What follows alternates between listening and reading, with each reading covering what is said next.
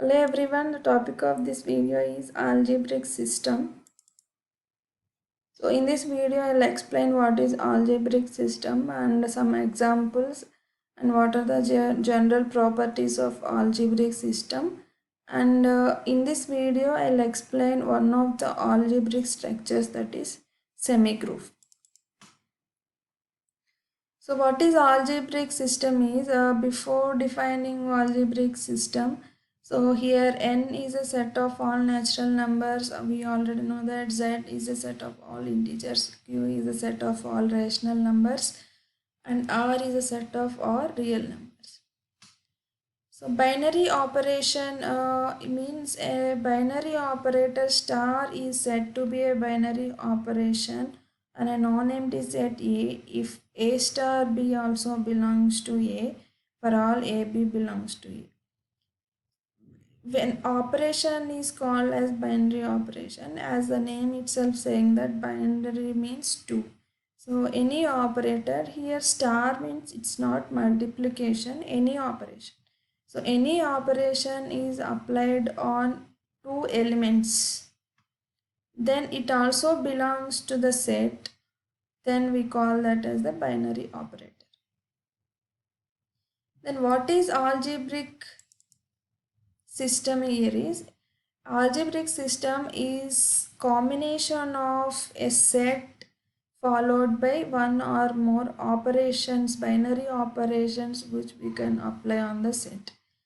So a set A with one or more binary operations defined on it is called as algebraic system. Example n, comma, plus. So plus is addition operator which we can apply on the set of all natural numbers. Like another algebraic system here is z followed by plus, comma, minus. We can apply plus and minus on the set of all integers. Like r, rational numbers, real numbers followed by one or more binary operators are called as the algebraic system. So but in our syllabus we have only algebraic system which contains only one operator.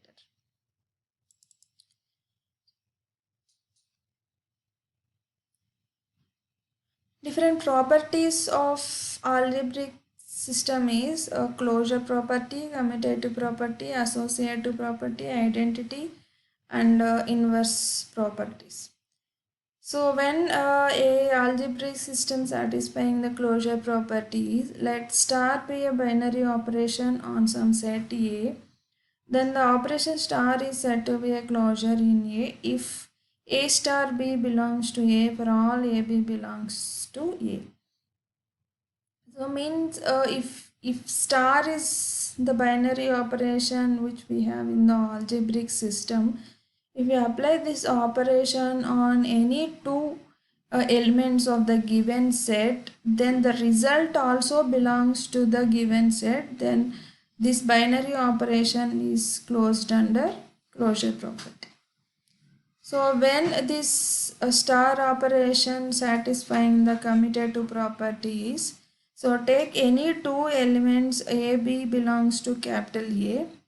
A star B is equal to B star A. That means applying the operation on A followed by B is equal to applying the operation on B followed by A, then that star binary operation satisfying the commutative property. And associative property means if there are A, B, C, three elements in A, first apply the operation on A, B, then the result and C is applied by the operator star is must be equal to, first apply the operation star on B and C, then followed by A. So if that means A star B star C is equal to A star B star C for all A, B, C belongs to A, then that binary operator satisfying the associative property. Next property is identity. So for an algebraic system A star, an element E in A is said to be an identity element if A star E is equal to E star A is equal to A. So in any algebraic system, there must be one identity element such that if you apply that star operation between the identity element and any element in the set, you must get the same element. Then that element E is called as the identity element. Inverse element.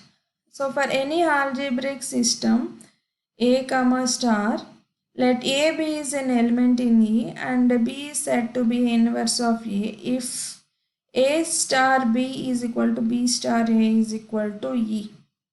So E is the identity element we already know, and A is an any element and B is the inverse element. So if you apply the star operation between any element of the sets and the inverse element, you must get the identity element.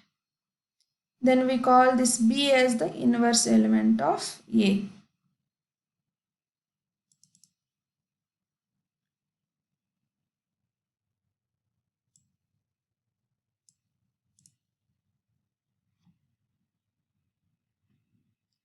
Here we have different types of algebraic structures are there. One is semi-group.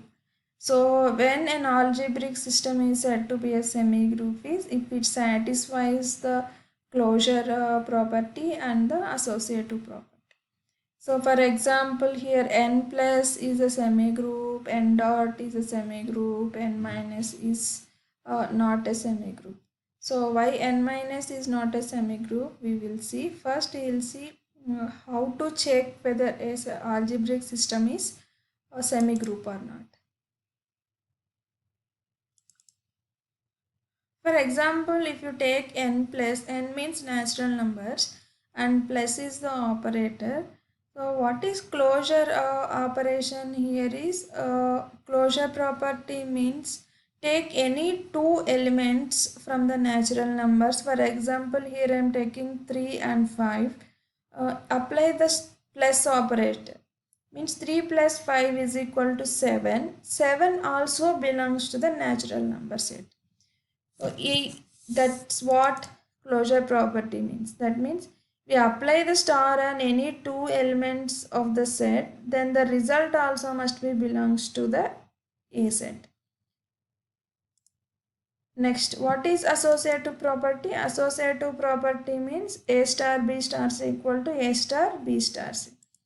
Like take any three elements from the natural numbers, for example 2, 1, 6 and apply this 2, 1, 6, 2 star 1 star 6 is equal to 2 star 1 star 6.